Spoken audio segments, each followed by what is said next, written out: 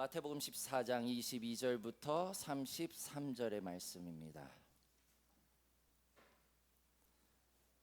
마태복음 14장 22절부터 33절 말씀, 우리 다 찾으셨으면 제가 한 절 읽고 여러분이 한 절 읽고 함께 교독하겠습니다. 예수께서 즉시 제자들을 재촉하사 자기가 무리를 보내는 동안에 배를 타고 앞서 건너편으로 가게 하시고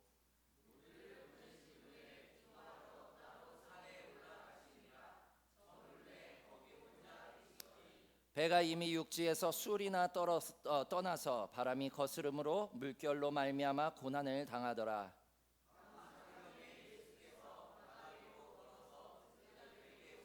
제자들이 그가 바다 위로 걸어 오심을 보고 놀라 유령이라 하며 무서워하여 소리 지르거늘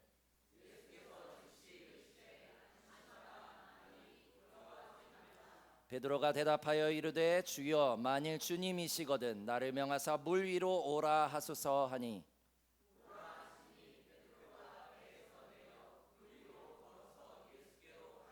바람을 보고 무서워 빠져가는지라 소리질러 이르되 주여 나를 구원하소서 하니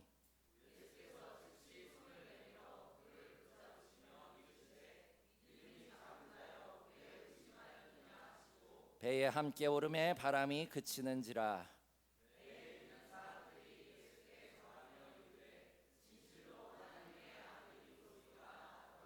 아멘.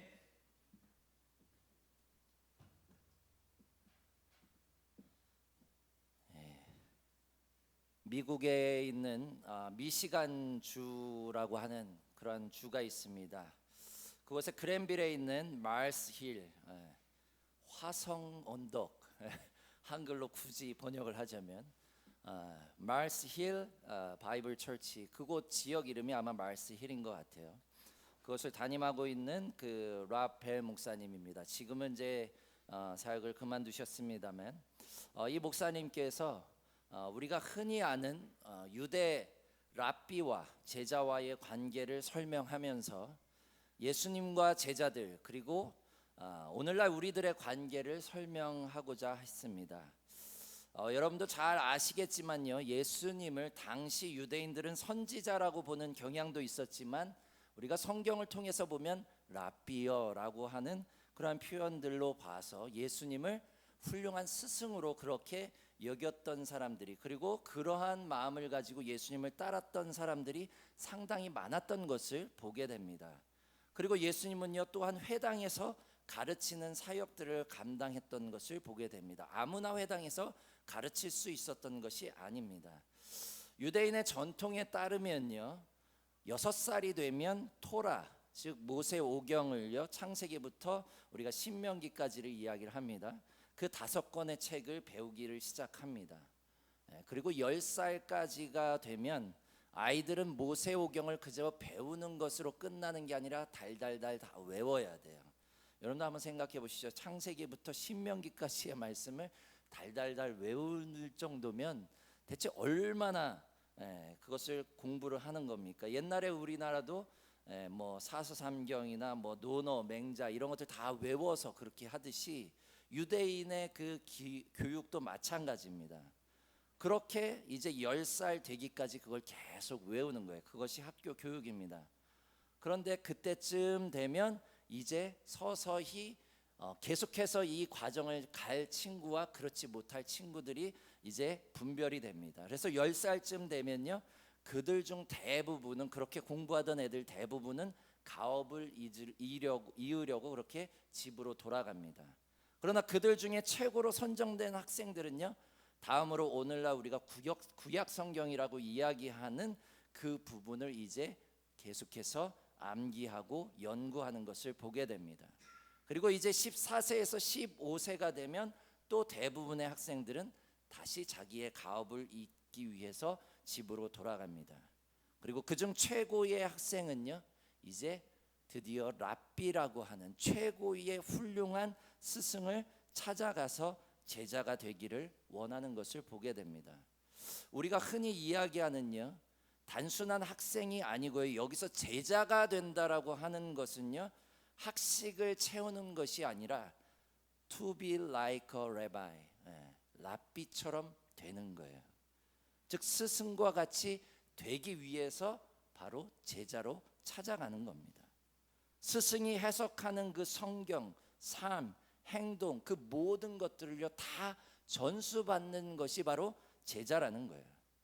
아무나 제자가 될 수가 없습니다.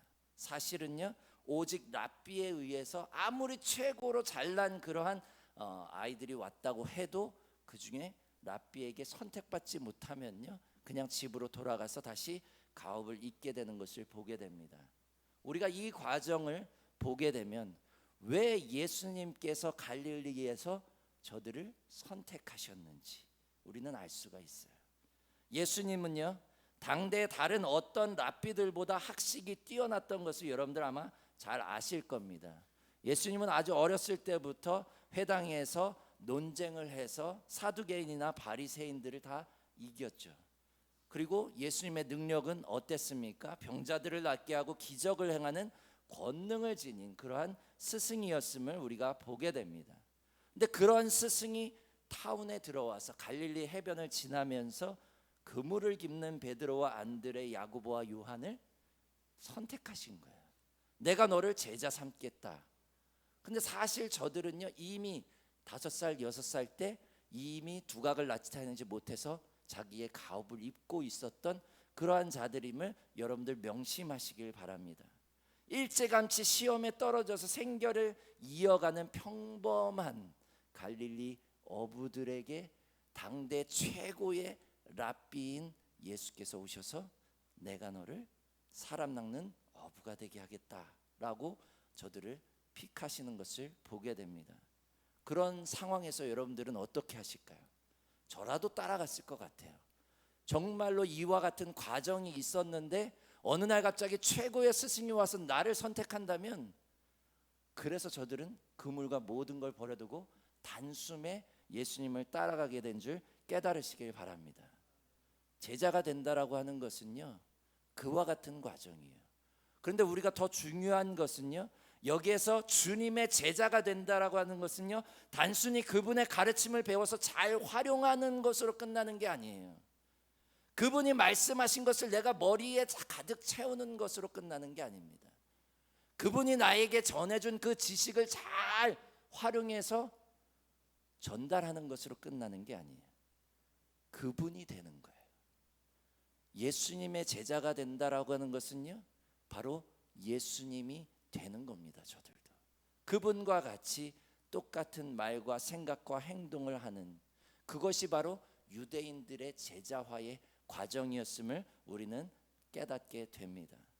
그럼 이러한 배경 지식을 갖고 이제 오늘 말씀을 좀 한번 살펴보기를 원합니다. 우리가 지난 시간에 오병이어의 역사를 함께 나눴습니다. 그죠?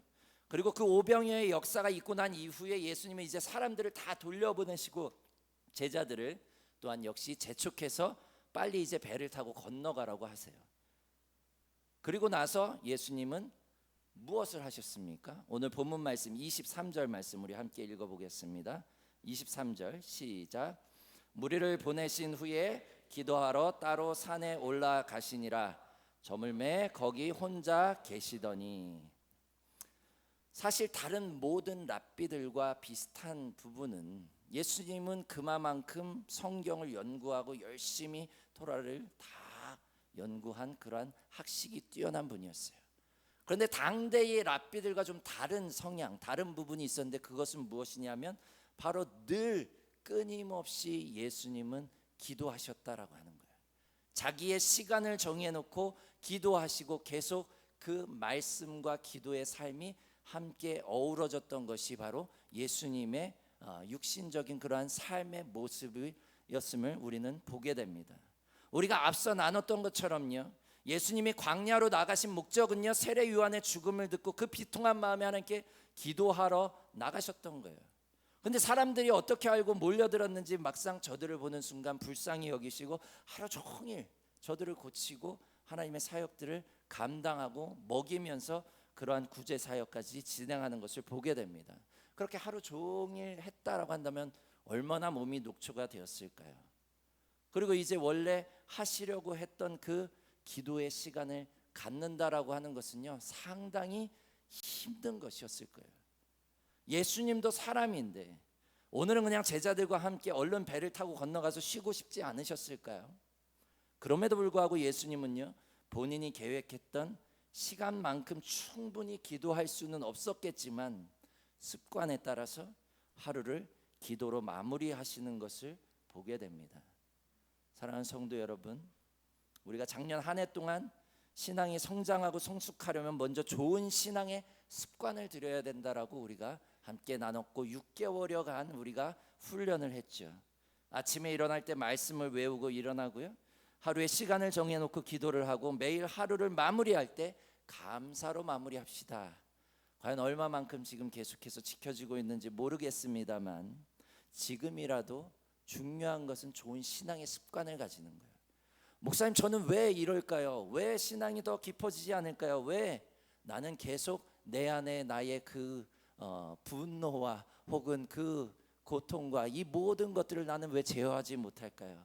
습관이 되어 있지 않기 때문입니다. 우리가 신앙 안에서 계속 좋은 신앙의 습관을 만들어 갈 때에, 그리고 그런 삶을 우리가 계속 꾸준히 살아갈 때에 이 모든 것들은 하나씩 하나씩 물러가게 되는 줄 깨달으시길 바랍니다. 예수님의 제자가 된다는 것은요, 예수님처럼 좋은 습관을 들이는 것에서부터 시작되어야 함을 믿으시길 바랍니다. 그렇게 예수님께서도요, 기도를 하는 습관을 날마다 들이셨어요. 그리고 제자들을 향해 이제 어떻게 하십니까? 물 위를 걸어가십니다. 근데 그 광경을 지켜본 제자들은 유령이라며 무서워하고 소리 지는 것을 보게 됩니다. 아마 저도 그 상황이었으면 아마 섬찟했을 것 같아요. 그래서 오히려 예수님께서는요, 제자들을 안심시키고 본인임을 밝히십니다. 근데 오늘은요, 이 기적의 사건보다 저는 베드로를 좀 눈여겨 살펴보길 원합니다. 이 베드로라고 하는 사람 참 희한한 사람이에요. 오늘 본문 말씀 28절 말씀 함께 읽어보겠습니다. 28절 시작. 베드로가 대답하여 이르되 주여, 만일 주님이시거든 나를 명하사 물 위로 오라 하소서 하니. 그냥 가만히 있어도 되는데 뭐라 그래요? 만일 주님이시면 나를 명해서 나도 물 위로 걷게 해주십시오라고 그렇게 이야기하는 것을 보게 됩니다. 성경에 보면요, 베드로가 여러 차례 등장하는데요, 우리는 사실 이 베드로를 예수님의 수제자라고 그렇게 이야기할 정도로 저의 믿음과 행위를 높이 평가합니다. 근데 생각보다 베드로는요, 예수님께 꾸짖음도 많이 당해요. 그리고 오늘같이 이 황당한 발언을 해서 주변 사람들을 또 놀랍게 하는 그러한 것들도 보게 됩니다. 그냥 배 위에 있으면 되는 거 아닙니까? 그냥 주님을 기다리면 되는데 베드로는 왜 느닷없이 나를 명해서 물 위로 오라고 해주십시오라고 그렇게 요청했을까요? 우리가 보기에는요, 너무 황당한 그런 요청처럼 들려집니다.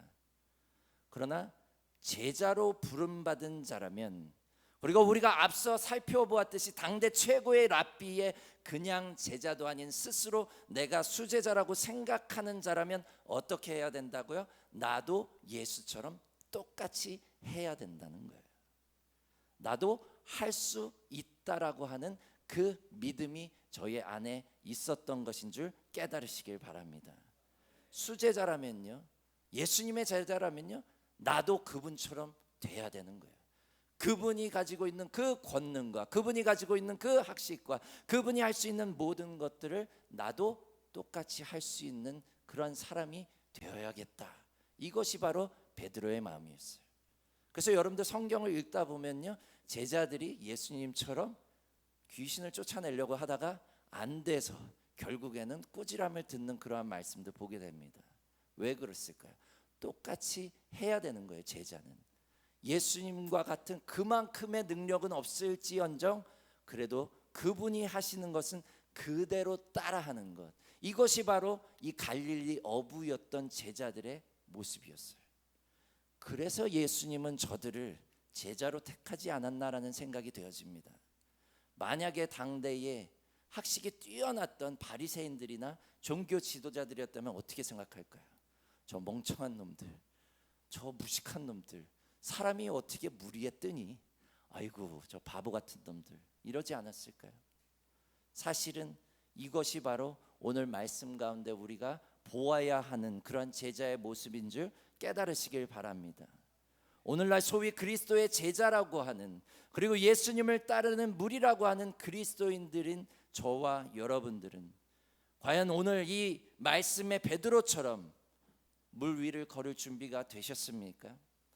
배와 그물을 버려두고 예수님을 따른 것처럼 그 모든 것을 버려두고 당대 최고의 그러한 스승이었던 예수님을 따를 준비가 되어 있습니까? 예수님의 명령에 내 몸을 싣고 있던 배가 아닌 어둠 가운데 깊이도 가늠할 수 없는 그 바다를 향해 나의 몸을 던질 수 있습니까? 저도 이 같은 상황이라면 아마 못할 것 같아요. 그래서 예수님의 제자라고 하기에 참으로 부끄러운 부분입니다. 그러나 오늘 말씀을 통해 우리가 깨닫게 되는 사실은요, 적어도 베드로는 그렇게 했다는 겁니다. 그리고 저는 결국에는 예수님을 향해 자신의 모든 삶과 모든 것을 내어 던지는 것을 보게 됩니다. 그렇다면 우리는 왜 이처럼 베드로와 같이 예수님의 삶과 그 모습을 그대로 카피한 채 살아가는 제자의 삶을 살아갈 수 없을까요? 무엇이 과연 우리가 그 같은 길을 가는 데 방해 요소가 되고 있습니까? 첫째로는요, 두려움입니다. 우리 안에 두려움이 너무 강하기 때문에 우리는 그것을 하지 못하는 것을 보게 됩니다. 오늘 말씀 가운데 가장 쉽게 눈에 띄는 단어들은요, 바로 두려움이에요. afraid. 계속해서 등장합니다. 제자들은요, 풍랑으로 인해서 배가 흔들리자 두려워했다라고 성경은 기록합니다. 바다 위로 걸어오시는 예수님을 보고 유령인 줄 알고 착각하고 무서워했다라고 성경은 기록하고 있고요. 베드로 역시 배에서 걸음을 떼서 물 위로 걸어갔지만 큰 풍랑이 일자 두려움에 빠지고 말았다라고 기록합니다. 또 물속으로 깊이 빠져드는 자신을 보고 두려워했다라고 성경은 기록하는 것을 보게 됩니다. 결국 우리가 예수님을 따라가고 예수님의 그 삶을 우리가 그대로 카피해서 살아가고 싶지만 가장 큰 문제는 뭡니까? 두려움이에요. 정말로 나도 그렇게 살고 싶은 마음은 굴뚝 같지만 우리 안에 계속해서 어떤 두려움이 올라옵니다. 또 한편에서는요, 내가 그러다가 정말로 이 모든 것들을 다 포기하고 예수님을 따르는 그러한 삶이 하나의 광신도처럼 보여지진 않을까라는 그러한 두려움도 우리 안에 있는 것이 사실입니다. 정말로 이러한 두려움들이 우리를 계속해서 지금 예수님을 그대로 따르는 삶을 포기하게 하고 있지는 않습니까? 먼저 우리는 그 두려움을 물리쳐야 되는 줄 깨달으시길 바랍니다. 그렇다면 그 같은 두려움들을 우리가 어떻게 극복할 수 있습니까? 다 두려워하고 싶진 않죠. 저도 어린 시절에 늘 그 귀신을 물리치고 정말로 그렇게 두려워하지 않기를 원했는데 그게 쉽지가 않잖아요. 그 누구도 정말로 담대하고 강한 그러한 용사로서, 하나님의 용사로서 살고 싶지, 쫄보로서 살고 싶은 사람은 그 누구도 없지 않습니까? 그럼 우리는 그 극복 방법을 알아야 돼요. 어떻게 하면 그러면 그와 같은 두려움을 극복할 수 있을까요? 오늘 말씀을 보면요, 베드로가 처음부터 두려웠다면 주님께 자신을 명령하여 오라 하지 않았을 겁니다. 처음에는요, 분명 저는 두려움을 극복하고 배에서 한 걸음을 떼어서 나가는 것을 보게 됩니다. 그러나 바람이 불자 어떻게 했다고요? 무서워 빠져가고 소리를 질렀다라고 성경은 기록하는 것을 보게 됩니다. 즉 예수님을 끝까지 바라보고 갔다면 저는 두려움에 휩싸이지 않았음을 우리는 보게 됩니다. 다시 이야기하면 무엇입니까? 우리가 두려움을 극복할 수 있는 방법이 있어요. 그것은요, 바로 예수님만 바라보고 우리의 인생을 살아가는 것인 줄 깨달으시길 바랍니다. 예수님만을 바라보고 걸어가는 자들은요, 그 어떤 방해와 환경의 여건이 우리를 두렵게 하지 않는 줄 깨달으시길 바랍니다. 오늘 말씀을 통해 우리가 깨닫게 되는 것은요, 만약에 베드로가 바람을 보지 않고 예수님만 끝까지 바라보고 갔다면 저는 예수님의 손을 붙잡고 거기에서 다시 배로 들어왔을 거예요. 그러나 순간 갑자기 바람이 휙 불면서 저는 그 시선을 바람으로 향하게 되었고 결국엔 두려워 물속에 빠지게 되는 줄 깨달으시길 바랍니다. 예수님만 바라보고 걷는 자들에게는요, 온갖 시험과 환련이 두렵지가 않습니다. 아무리 커다란 파도가 나를 향해 와도 두렵지 않아요. 왜요? 내 앞에 예수님이 계시는데, 하나님이 계시는데, 인간이 되신 하나님이 지금 나와 함께 하시는데 왜 두렵겠습니까?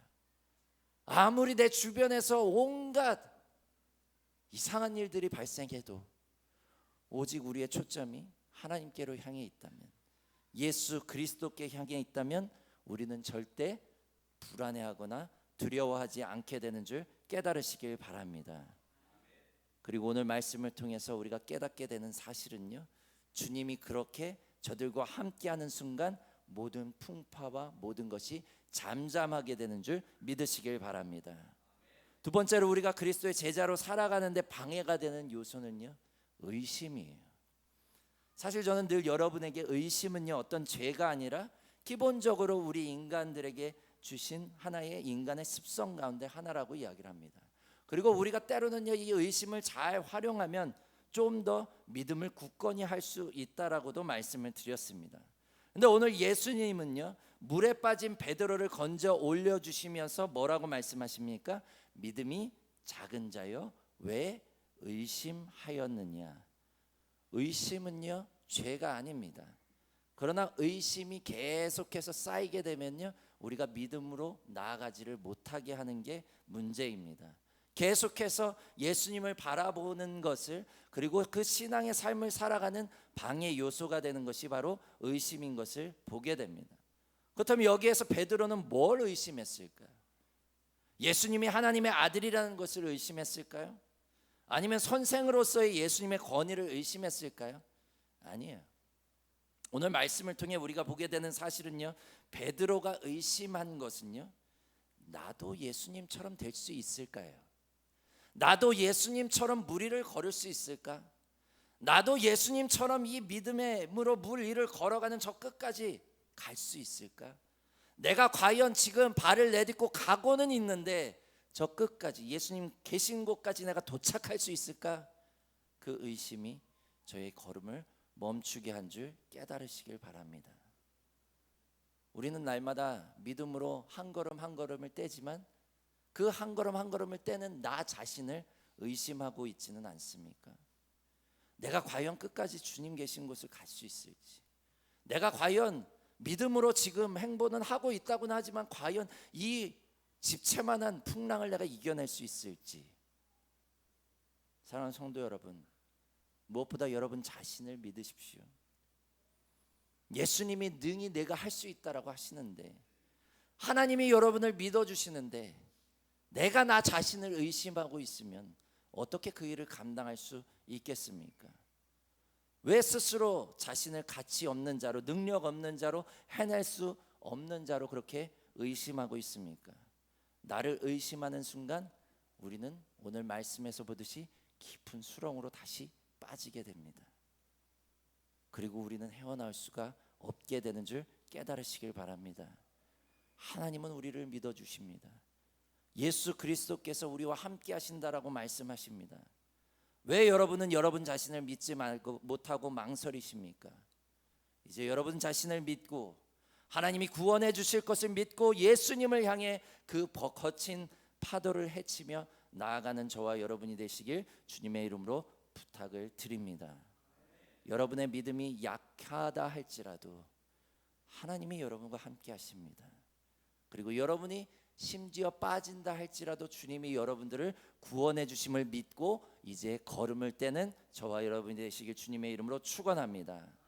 그리고 마지막으로 우리는 왜 안전한 그 배를 버리고 무리를 걸었는지 함께 보기를 원합니다. 우리를 계속해서 예수님께로 향하지 못하게 하는 것이 있어요. 그것은 바로 배가 안전하다라고 생각하기 때문입니다. 이 땅에서의 우리의 삶 가운데 나는 지금 어떤 배를 타고 있는지 한번 생각해 보시길 바랍니다. 오늘 말씀 가운데 제자들과 베드로의 차이점이 또 여기에서 드러나는 것을 보게 됩니다. 오늘 말씀을 보면요, 제자들은 그대로 배에 있었어요. 그러나 베드로는 나왔어요. 왜 나왔을까요? 오늘 24절 말씀 함께 읽어보겠습니다. 시작. 배가 이미 육지에서 술이나 떠나서 바람이 거스름으로 물결로 말미암아 고난을 당하더라. 아멘. 오늘 말씀에 분명히 기록합니다. 배들이 어떻게 되고 있다고요? 고난을 당하고 있었다라고 기록합니다. 저들을 안전히 실어 날라왔던 그 배, 저들의 안전을 보장해 주었던 그 배가 지금 어떻다고요? 흔들리고 있어요. 고난을 당하고 있습니다. 그리고 그 안에 있던 제자들은 어땠을까요? 이러다 우리가 죽겠구나라고 하는 그 두려움과 공포 가운데 떨고 있었을 겁니다. 사실은요, 예수님께서 물 위를 걸으신 목적은요, 그 배가 고난을 당하고 있기 때문에 그것을 해결해 주시기 위해서 가고 계셨던 거예요. 근데 여기서 중요한 것은요, 베드로는 다른 행보를 하죠. 이러다 죽겠구나 하면서도 그 공포 가운데 떨고 있던 제자들을 뒤로 한 채 저들은 어떻게 합니까? 주님, 나를 인도해 주소서라고 과감하게 그 배를 뒤로 하고 주님께로 향하는 것을 보게 됩니다. 자신의 안위를 누구에게 맡깁니까? 주님께 맡기고 그분을 향해 나아가는 것이 바로 베드로의 믿음인 줄 깨달으시길 바랍니다. 그 순간 어땠을까요? 처음에 발을 떼는 순간 엄청 두려웠을 거예요. 그죠? 그런데 한 걸음 두 걸음 걷는 순간 저의 마음은 어땠을까요? 아마 기뻐서 날뛰었을 거예요. 그런데 그 배에 있던 사람들은요, 여전히 공포와 두려움과 그 문제 가운데서 헤어나오지 못했을 거예요. 이것이 차이입니다. 우리를 막고 있는 것이 무엇입니까? 우리를 주님께로 향하지 못하게 하고 있는 것이 무엇입니까? 바로 우리는 여전히 우리가 붙잡고 있었던, 나를 보호해 줄 것 같았던, 나를 지켜줄 것 같았던 그런 삶의 요소들에 지금 내가 계속해서 붙잡혀 있지 않습니까? 그것이 오히려 지금 나를 큰 환난 가운데 몰아가고 있고 좌초 위기에 처해 있고 지금 정말로 안전할 수 없는 그러한 상황에 있음에도 불구하고 우리는 그것이 나를 지켜줄 것이라고 그렇게 붙잡고 있지는 않습니까? 우리에게 그와 같은, 베드로와 같은 결단과 용기가 필요한 줄 믿으시길 바랍니다. 때로는요, 우리가 안전하고 여겼던 것들이 송두리째 흔들릴 때가 있습니다. 그것이 나의 건강일 수도 있고요, 나의 사랑스러운 가족일 수도 있고요, 내가 평생 다니던 직장일 수도 있고요, 또한 내가 두둑하게 넣어두었던 은행의 예치금일 수도 있고요, 다양한 것들이 우리의 지금 배일 수 있습니다. 근데 그것을 어떻게든 지켜보려고 발버둥 쳐봐야 오히려 풍랑은 더 거세지고 더 깊은 상처와 수렁으로 빠져들 때가 있습니다. 그때 우리는 어떻게 해야 된다고요? 베드로와 같은 결단을 해야 돼요. 배에서 나와야 됩니다. 배에서 내려서 주님을 찾아서 걸어가야 됩니다. 그 상황을 잠시 뒤로 하고 주님을 찾아서 하나님의 전에 나와 무릎 꿇고 기도하며, 주님, 나와 함께 해주십시오. 내가 주님을 바라보길 원합니다. 지금 내 삶이 좌초될 위기에 처해 있습니다. 내가 주님만 바라보며 나아가길 원하니 주님, 이 모든 상황 아시지요? 풍랑을 잠잠케 해주십시오. 나를 깊은 수렁으로부터 건져주십시오. 주님, 나의 손을 붙잡고 나를 구원해 주십시오. 이것이 베드로의 믿음의 선택이었습니다. 그것이 우리가 할 수 있는 최고의 선택이며 우리의 삶의 방향임을 깨달으시길 바랍니다. 오늘 본문 말씀 32절 말씀 함께 읽겠습니다. 그리고 이제 배에 베드로와 예수님이 함께 오르시죠. 그러자 어떻게 되었다고요? 배에 함께 오름에 바람이 그치는지라. 언제 배가 안전해졌다고요? 예수께서 함께 배에 오르셨을 때에. 예수께서 계신 곳이 우리의 구원의 자리입니다. 기쁨의 자리고요, 안식의 자리임을 믿으시길 바랍니다.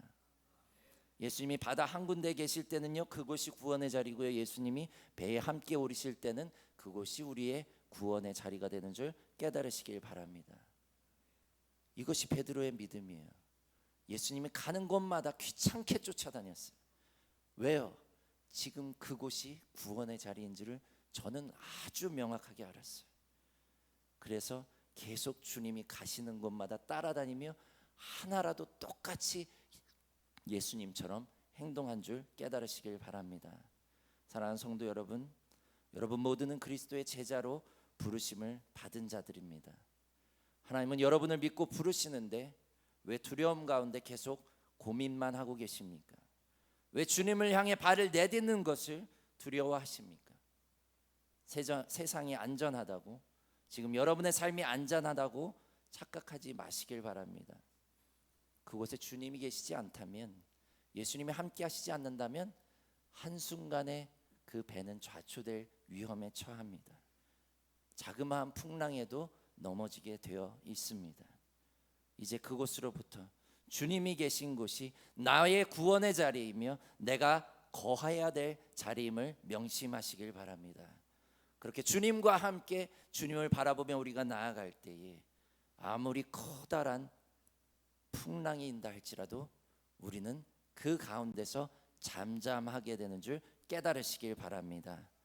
그렇게 이제 거친 풍랑 가운데서도 무리를 걷는 여러분과 제가 되시길 주님의 이름으로 축원합니다.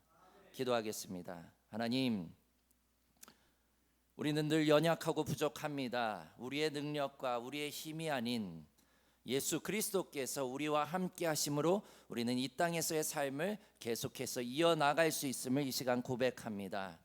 하나님, 이 시간 베드로와 같은 믿음을 우리가 함께 갖기를 원합니다. 주님과 같이 되기 위하여 끊임없이 노력했던 그 베드로처럼 주님이 계신 곳이 구원의 자리이며 그곳이 내가 함께 있어야 하는 자리임을 그렇게 고백하며 나아갔던 베드로처럼 우리도 그러한 삶을 살아가게 하여 주시옵소서.